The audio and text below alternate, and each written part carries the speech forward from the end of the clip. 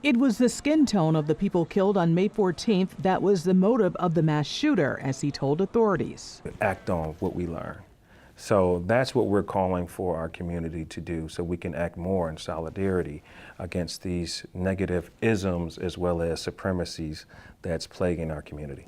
3 years later, a local African historian wants people from every walk of life to come together and learn about our shared humanity. History is very, very important, and why history like this needs to be remembered so it's not repeated.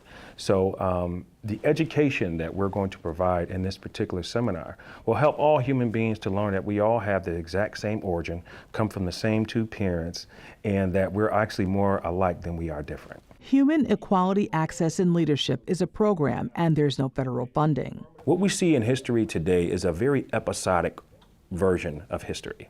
And when you have episodes, it's like pieces of the puzzle, but there's many pieces missing. You have to have the holistic picture for us to completely understand.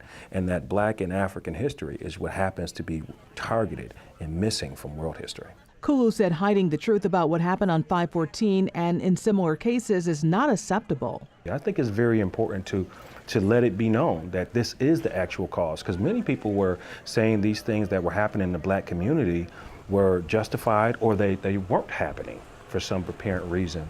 But now they're seeing it live throughout the whole entire world.